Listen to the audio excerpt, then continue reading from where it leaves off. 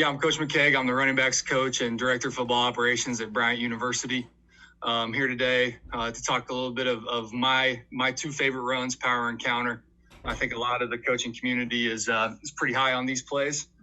And what I want to talk about is basically how you can utilize game planning and your philosophy to help eliminate some defenders. I know as a running backs coach, we try to get as many guys away from the box as we possibly can. So if we get that play blocked up just right, we're going to be running in some space, and that extra defender is going to be coming from a long ways away. So hopefully we'll be able to show some of that on the presentation on the film today. So I'm going to go ahead and get started.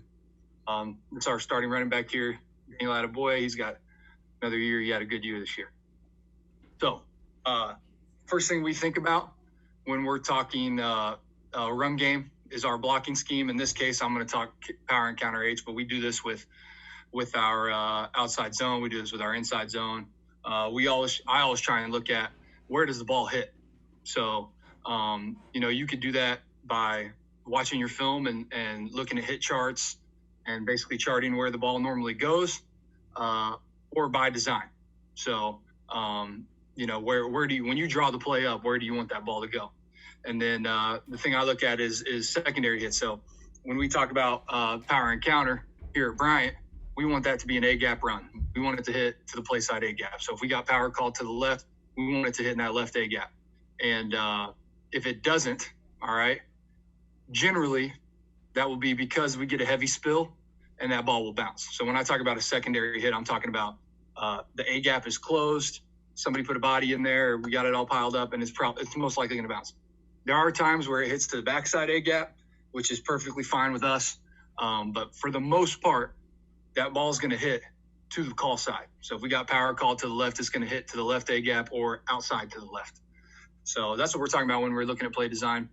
We want to have a good grasp of that because that's going to affect where the unblocked defender is going to come from. Most likely, that's going to be one-on-one with our tailback. So we always try and keep in consideration where that guy's going to come from. And a lot of it has to do with where the ball is going to go. So that's the first thing we try and take a look at when we're talking about game planning run game. And the next thing we talk about is the defensive scheme. So week to week, obviously the scheme is going to change and the fits are going to change. We're looking at the front seven. Okay. We play all different types of fronts here. We have some odd cover 4 teams. We have some bear cover 1 teams that we play. We see, the 4-2-5 split field safeties. We see a little bit of everything each week. And so the way that the defense aligns and the way that they play is definitely going to affect the play. If we're running this into a bear front, if we can't move that 4-eye, it's going to hit a little bit wider. You know what I mean? And if we end up running into a 4-down, whether they spill or whether they box, that's going to affect the play as well. So not necessarily adjusting the play week to week, but we're talking about looking at how the defensive scheme is going to affect the play. And the second part is the back 7 run fits. So that always affects where that unblocked player is going to come from. Most of the film I'm going to show today, we have 6 blockers. Some of the runs that we'll have 7 guys on. We'll be in 21 personnel, but most of the time we're in 20 personnel or 11 when we're running power. And you have 6 blockers, and there's going to be a 7th defender coming from somewhere. So those back 7 fits kind of affect where that defender comes from. We're talking about I kind of verbalize it as a 2-high fit or a 1-high fit. The 2-high, we're talking quarters of cover 2. 1-high man, cover 3 variations, and we'll show a little bit of all that. So, but when we're game planning, we want to put that free hitter in conflict. All right. Basically, what that does is it buys our running back time. Where if we block that play up correctly, he's going to have more space because we've put the free hitter in conflict, and I'll show a little bit of that here in a bit. So, talking more about it, we want to make that free hitter choose. But most of the time, we're talking about a safety. Could be an outside linebacker, depending on the fit of the defense, all right? And we want to make him choose either, if it's an RPO situation, is he gonna hold his ground and cover the passing zone? or is he going to come up and we're going to be able to throw behind him?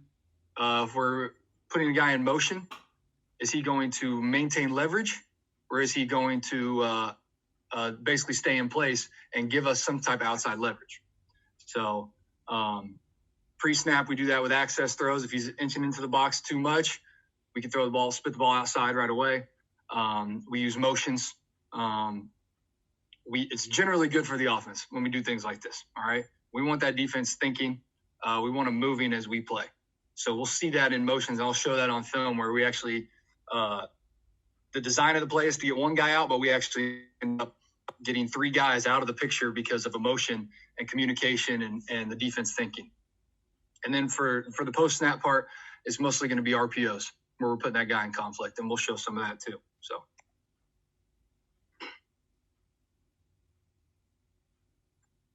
All right. Here I got just a still picture of a one high fit, and we'll show film behind this. But this guy I have highlighted, he's rolling down to be a force defender, and the safety that's on the NEC logo over there, he's going to roll to one high. This to me, I'm calling this a cover 3 variation. All right. So when we're running power to the left here, we're going to want to put that guy in conflict that I have highlighted, and we'll show some film on hopefully how we did that. This is a 2-high look, all right? And you see him, he's already creeping into the box. So we're going to try and put him in conflict. We have a tight end attached up here. We're in 11 personnel, running power to the left again, all right? He's our free hitter. We can't block him if he's in that position. So we're going to try and put him in conflict and keep him out of the box. Here's another example. We're running power to the right now, all right? This is a cover 4 run-fitting team, okay? This safety is going to be the free hitter. We don't want him at the snap of the ball when he sees run sprinting up into the box, because now he becomes a 7th guy that we don't have a blocker for. All right. This is a 1-high. This is the bear cover 1 team I'm talking about. These two are responsible for tight end fullback attached. All right. And they also are going to have a run fit. He's right now peeking up there in C gap. We want to get him out of there. All right. And we want to make that defense think a little bit. Okay. I'm going to show a little bit of safety spinning with motion. All right. So we'll kind of go through all that on film. All right. The first thing I'm going to talk about is the motion. We want to put defenders in conflict using motion. All right. And basically that choice that the free hitter has to make is, am I going to maintain my leverage, which is basically as we add a receiver to that side of the field, is if he's apex between 1 and 2, all right, now he's got to make a decision. Is he going to widen because 2's becoming 3?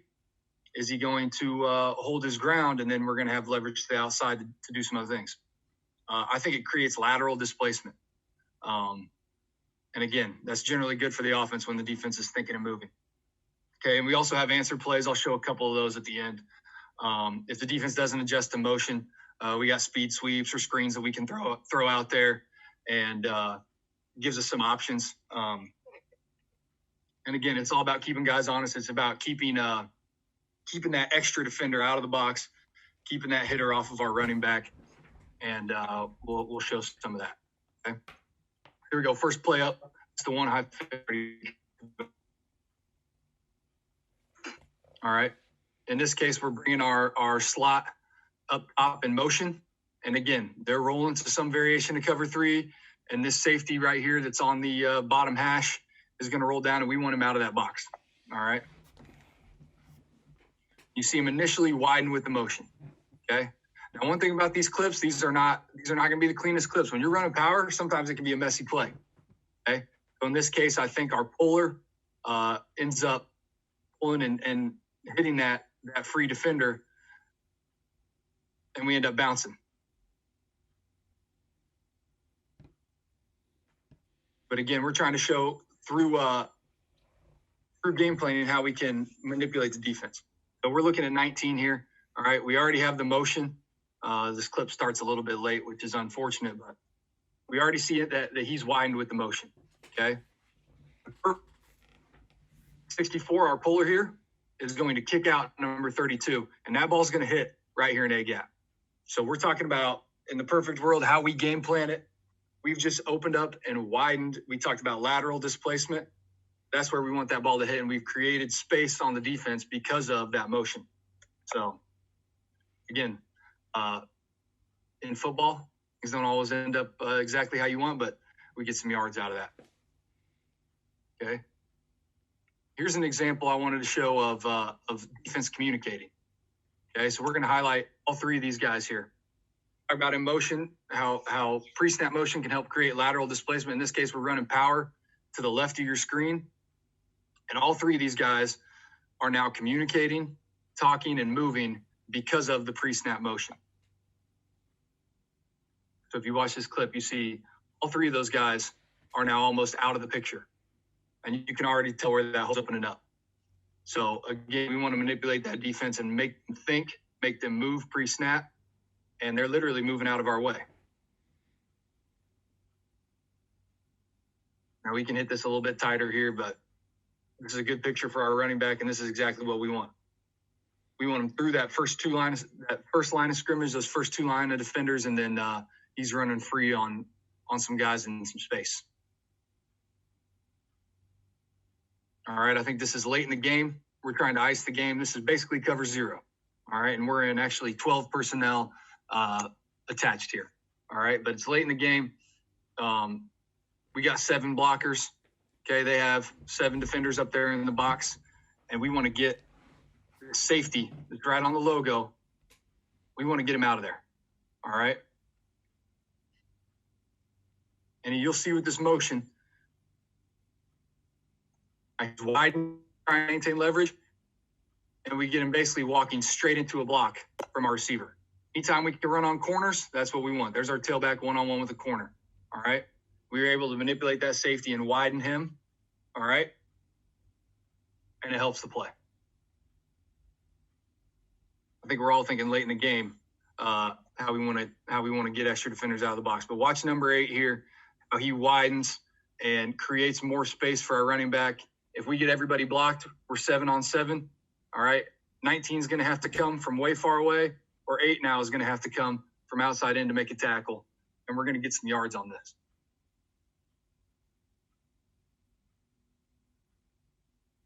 And again, it's not the perfect play.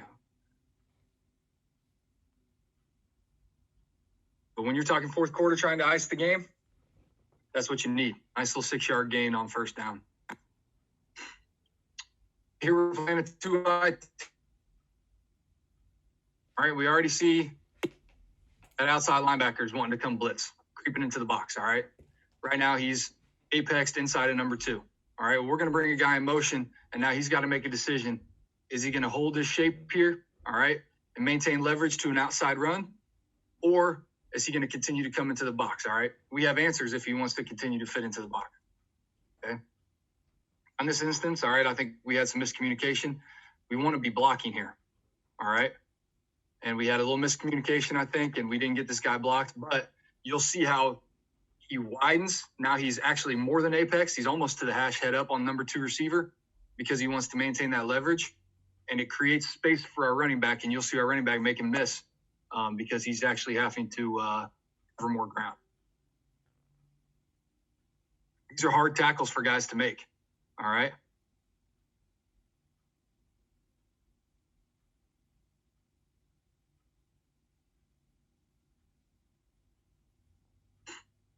And we break a big run, and then you'll see in the behind shot, kind of how that happened. One other thing I'll note on this play, all right? We are in unbalanced, okay? Anytime you can take advantage of a team that doesn't travel or roll, that's another way to get guys out of the box. We knew that this team was not going to travel with the motion, and they were not going to roll to unbalanced.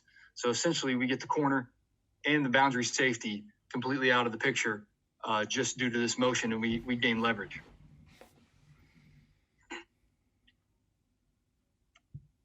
And this is a great run, a guy making somebody miss. That outside linebacker would have been in there a lot sooner had we not motioned. That gives your running back just enough time, and I know everybody likes their running back. I mean, from school Pee Wee football, everybody puts the best athlete at running back, right? That's why we have him there. All right, it's his job to make one miss. If we give him more space, we're going to be more successful with that. Here's a man team. Again, this is pre-snap communication. We want that defense thinking, talking, moving. All right. It's straight man coverage. You can tell. Man to the boundary, manned on the slot, and these two are manned on the tight end and the wing. All right. When we send a guy in motion, now we got communication. All right. We're going to have some displacement. We're going to have a chance at a good run play. Now, I think we miss a few blocks up front. We actually get our snap count jumped. But we even still, I think, managed to get a yard or two on this just because guys are coming from a long ways away. You see here, 23, 24, and 2. All changing shape, all being moved due to the motion.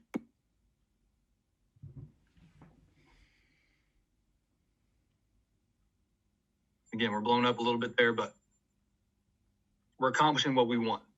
We want the defense to move. We want to manipulate so that we can get more space for our tailback. All right. The next way we do that is talking conflict using RPO. All right. And you'll see on film for some reason, these actually are better blocked plays. And I don't know if it's because of the movement or if it's just by chance. But these actually ended up being our better blocked plays, and we accomplished the same thing. Again, we're making that free defender choose, but these reads create vertical displacement, all right? And you'll kind of see what I mean, but with motion, those defenders are moving horizontally, all right? RPO is post-snap, it's reaction, and it's really a vertical change in the defender. If that safety comes flying up into the box, we're throwing behind him, and we'll kind of see what I mean there. And again, good for the offense. They can't be right, all right? We're going to basically make our decision based off of what they're doing. So here's a great example. All right. Again, we're trying to get something going. We're running power down here to the boundary safety. All right. We're looking at him. If he comes flying up into the box, we're going to throw right behind him. All right. Here he's slow walking. All right. He's not fitting right away. We're going to hand that ball off. Okay. He's now an extra 3 to 4 yards behind that second level. Okay. That 3 to 4 yards is what we're trying to buy for our tailback. Because once he breaks the second level, all the guys that we have blocked as we draw up the play, now he has 3 or 4 yards of space to make a safety miss.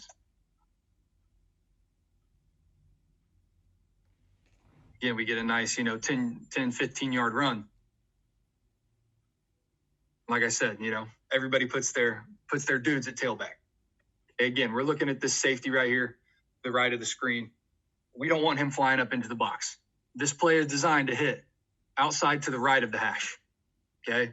If he's up in there right away, all right, we got a bad play. We got 6 blockers. They got 7 defenders. So we got to keep him out.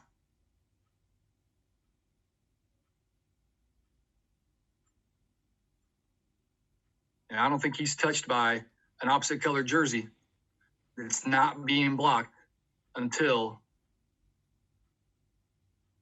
10 yards downfield. That's a great for a running back. The more times we can accomplish that, the more explosive plays we're going to have, the more big runs, big gains we're going to have. Here's the exact same scenario.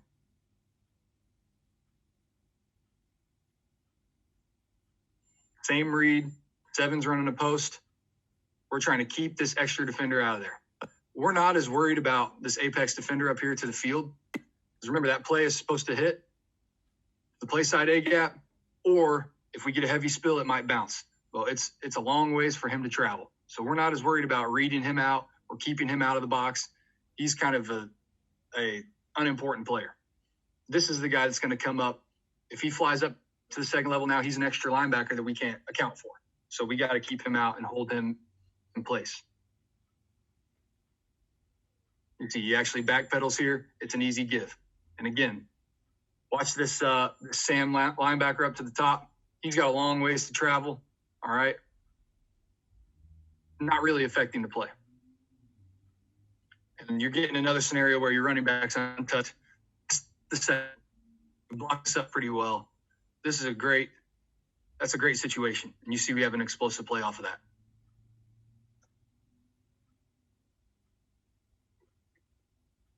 This one's blocked really well by the offensive line.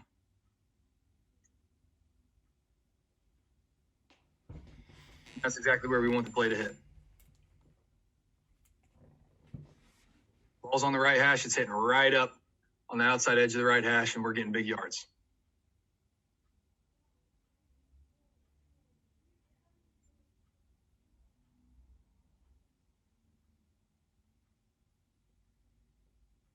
Same situation here. I think we ended up up a number. They're running a guy on late. They're missing the defensive end. We'll take advantage of that. But again, you see that safety. When we're getting through the mesh point, he still has not moved off of 10 yards. He is a true third player. As we break this run, we're going to have a chance to make him miss.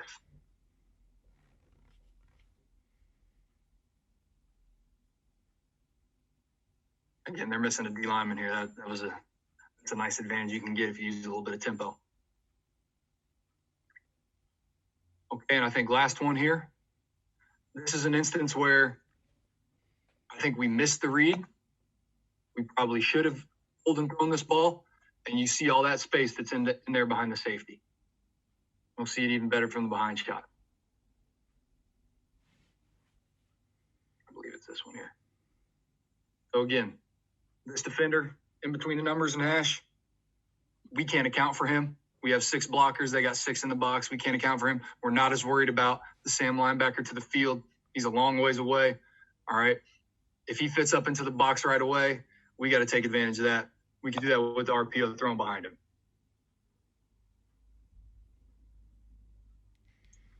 And there you see where the ball should be going. All right. We're trying to get our number 21 time and space. And if they want to run up in the box, we got to take advantage of that by throwing behind. So you see how the read works. We didn't get the ball thrown on that one, but we actually got better at this as the season went on, and we're going to continue to improve on that. Okay. What we started seeing is when we went in motion, we saw some teams that spun with the motion. All right. So the previous plays, we were running power to the left. We were bringing this guy in motion, trying to get this safety that's in the middle of the field out of the box, trying to keep this Sam out of the box. Well, we started seeing safety spin, and he would just come down and fit right in, and then we actually didn't accomplish what we wanted to accomplish. They started adjusting their defense and adding numbers as we change strength. That's what motion is doing. So what we like to do is we like to run, instead of running power, we end up running counter back the other way. So as they roll down here and roll away, we like to run counter back, and we get a big numbers advantage to that side. My mouse went crazy there. In this instance, all right, again, this is, I think, the first game of the season. We're not really clean with our execution, and this safety's not exactly respecting the motion all the way, but you'll see how we can get a number advantage out here, and we need a little bit better block from the receiver.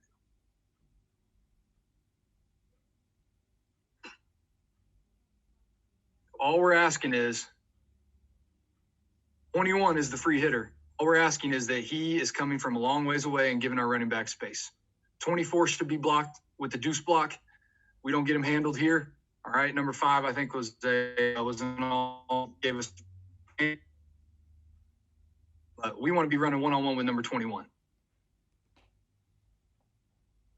He's got to come out of his spin.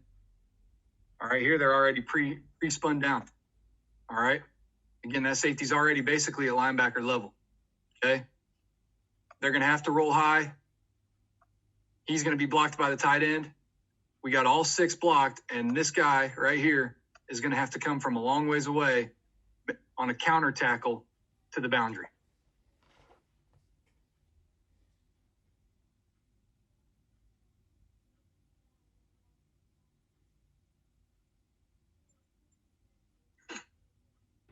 $14, I think, comes out of his role here. We got a little bit of confusion.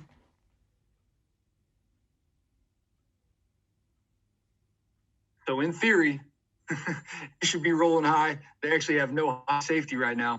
And those are things you can look at as well to take advantage. But we're in space right here with a safety.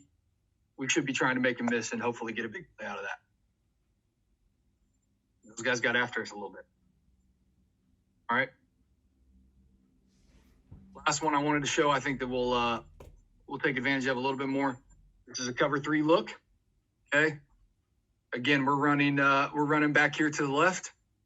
We're trying to keep this extra defender away from our tailback, giving our tailback as much time as he can to make a move on a guy in space. All right. In this case, we see that Sam running up. We're going to pull and throw. This is a correct decision, in my opinion. All right. He ran up into the box. He's going to be a free hitter on our tailback. We can't account for him. This is a dead play. So we're going to pull and throw. In this case, he gets back underneath our inside post. So we'd want to throw the 5-yard in hitch read is what we call it, up down here to the field. Just don't get the ball thrown here. But I'll show it again here. Outside linebacker runs up. We don't have him accounted for. We're going to pull and throw. All right. It's a cover 3 look. Now these two are basically manned up on these two receivers, and the defense can't be right. So we'd like to just get that ball shot out to 84 right now. Nice little 6-7 yard gain. This is middle of the season. And again, we kept improving at this play throughout the year. I think that Wagner game was our last game of the season, and we saw a lot more success with it.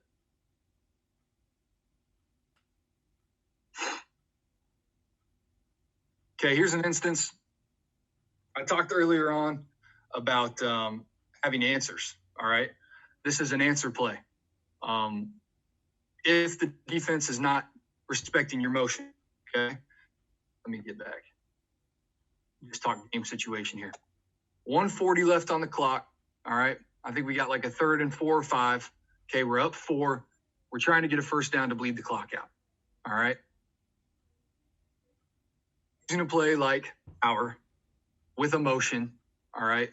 Again, we're trying to draw defenders, this safety, all right?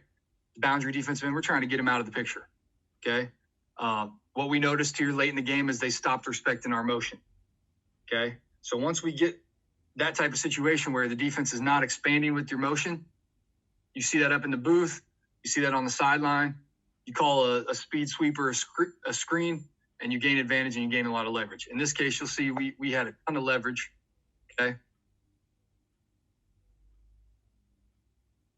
We just didn't execute the blocks properly, all right?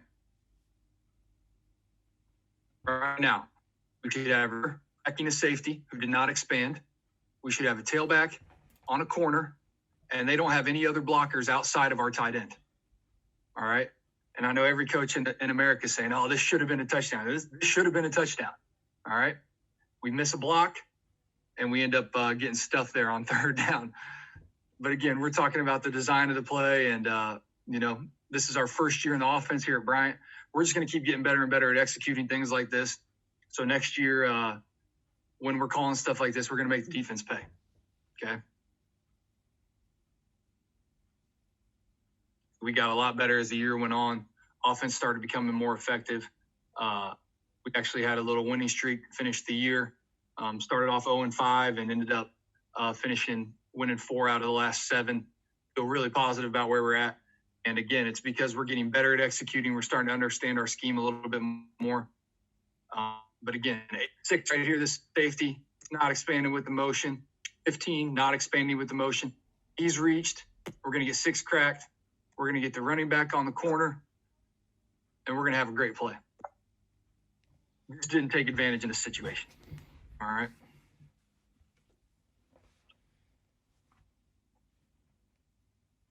Here's another example. Again, look at Stony Brook's defense here. Absolutely no movement with the motion. Okay, so right now, all right, we have them out leverage. We're going to send tight end to the corner, fullback on a linebacker, and we're going to have our slot, our playmaker, running one-on-one with a safety who's got to make a huge open field tackle, okay? Again, this is the first game of the year. What you saw in the Wagner game is we ended up sending that tailback out as an additional blocker, okay? We weren't doing that earlier in the year. Once we saw that we could get an additional blocker and block that safety, and then the field safety would have to come all the way to make the tackle, we made that adjustment, and I think it became a more explosive play. But again, you're one-on-one here in space. They slip us on a couple tackles or on a couple blocks, excuse me. But you can see the potential of the play. And again, we're going to get better and better at executing. Defenses have good players too. So they make a nice play here, but we have leverage on the entire defense. We have 30 out leverage. He's back there looking at the run play.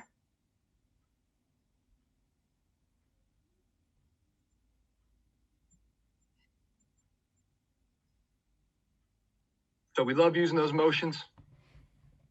Let me go back to the top here. Love using the motions. Love using the RPOs. All different ways. That's just one run in our offense. We're always trying to even the numbers, whether it be through a read or through a motion, trying to get that extra defender out of the box.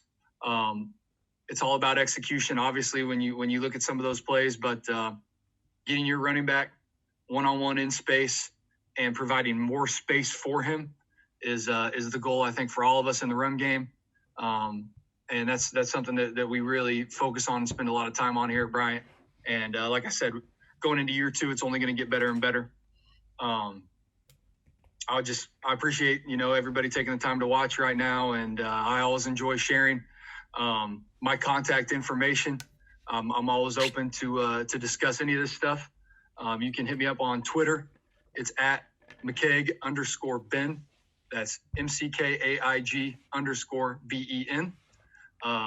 Or you can email me anytime. My email is on the Bryant website, but it's bmckaig1@bryant.edu. I'm happy to talk ball with anybody.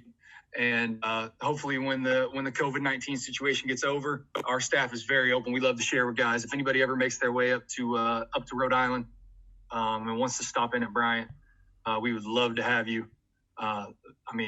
This campus is beautiful. It's a great area, and it's not a bad place to spend a day talking football. And like I said, just enjoy sharing. So feel free to reach out at any time.